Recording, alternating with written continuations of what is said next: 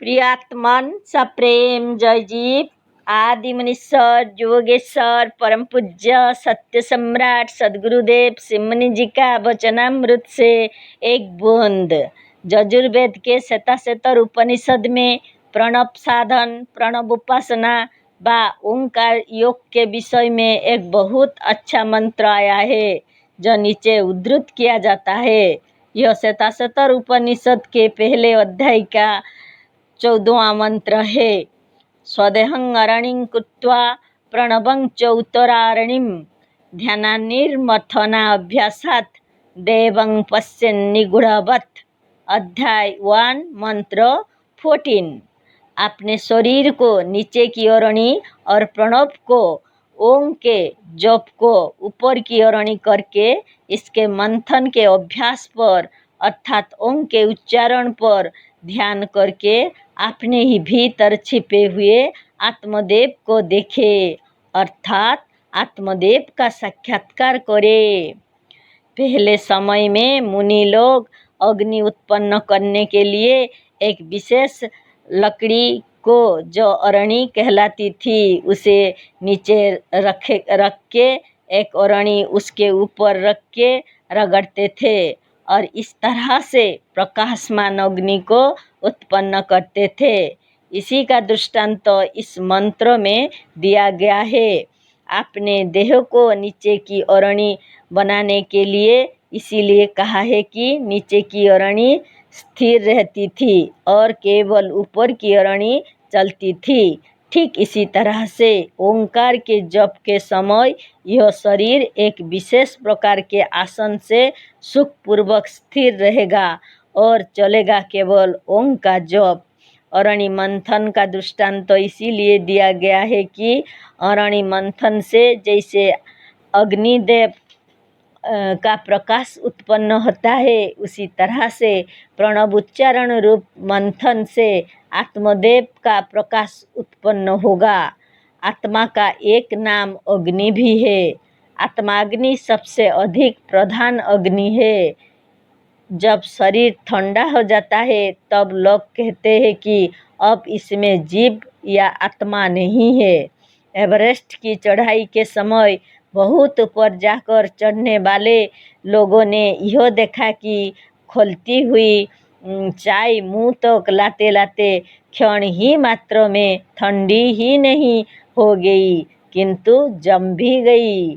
पर बिना किसी ईंधन के एवरेस्ट की चोटी पर भी इतनी ठंडक में भी एवरेस्ट की चढ़ाई करने वालों के शरीर की गर्मी साधारण से भी कुछ अधिक 99 डिग्री की थी। जिस ठंडक में खौलती हुई भाप की अग्नि को 2-3 सेकंड में समाप्त कर दिया वही ठंडक आत्मा अग्नि को कोई दिनों में भी समाप्त ना कर सकी। आत्मा भी एक प्रकार की अग्नि है जो शरीर के भीतर छिपी हुई है। अरणी मंथन का दृष्टांत तो इसीलिए दिया गया है कि अरणी के भीतर भी जो साधारण अग्नि छिपी हुई रहती है वह ऊपर वाली अरणी की रगड़ से प्रज्वलित हो जाती है। ठीक इसी तरह से इस शरीर के ऊपर बार बार प्रणव उच्चारण से जो मंथन या रगड़ होती है उससे आत्माग्नि प्रज्वलित हो उठती है। यहाँ एक बात विशेष रूप से जानने योग्य है कि जैसे दधी मंथन के समय दधी के कोण में आंदोलन मच जाता है और उसके कोण नाच उठते हैं उसी तरह ठीक तौर से प्रणव के उच्चारण से शरीर के कोण या अणु झनझना कर नाच उठते हैं। शरीर में यह दशा विशेषकर मस्तिष्क के अणुओं का होता है। इस मंत्र की गूढ़ बातें वही खूब समझ सकता है जो इस साधन से परिचित है। बहुत सी बातें हैं पर एक बात और है बिना सामने बैठाकर समझाए यह सब समझ में नहीं आ सकता है। इसीलिए इस विज्ञान और साधन को जानने के लिए इस महामंत्र की दीक्षा ग्रहण कीजिए। जैसे पानी में डूबते हुए को तैरने के लिए एक आलंबन चाहिए, उसी तरह से इस संसार सागर में डूबते हुए मन को तारने के लिए एक अच्छा आलंबन चाहिए। सच्चे जोगियों को यह खूब मालूम है कि संसार सागर में डूबते हुए मन को तारने के लिए यह महामंत्र बहुत ही उत्तम आलंबन है। इसी से यजुर्वेद के इस कठोपनिषद के मंत्र में साफ साफ कह दिया है कि एतदालंबनम श्रेष्ठम एतदालंबनम परम। कठोपनिषद अंक 1 वल्ली 2 मंत्र 17। प्रणव महामंत्र का आलंबन ही श्रेष्ठ और वही बहुत बड़ा आलंबन है। मन को जो तार दे, जो मन को इस संसार सागर से तरा दे, उसी को मंत्र कहते हैं।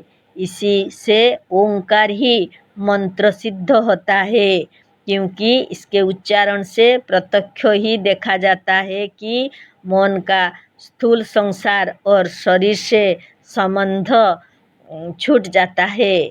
अतः मन को तारने के लिए यह सर्वश्रेष्ठ है।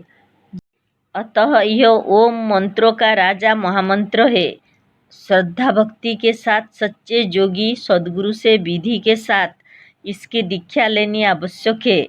इस मंत्र से आत्मबल तो बढ़ता ही है, शरीर के अणु अणु, अवयव अवयव और अंग अंग परिपुष्ट हो जाते हैं। सामवेद के छांदोग्योपनिषद में सबसे ऊपर ही सब मंत्रों के पहले मंगलाचरण रूप में बहुत स्पष्ट कहा है कि ओम आप्यायन्तु ममांगानि वाक् प्राणश्चक्षु श्रोत्रमथोः बलम इंद्रियाणि।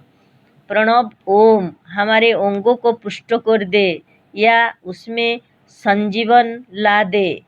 ठीक इसी तरह से ओम द्वारा हमारी वाणी, प्राण, नेत्रों और सूत्रों भी सजीव और पुष्ट हो। जय जीव। सद्गुरुदेव सिंह मुनि महाराज की जय।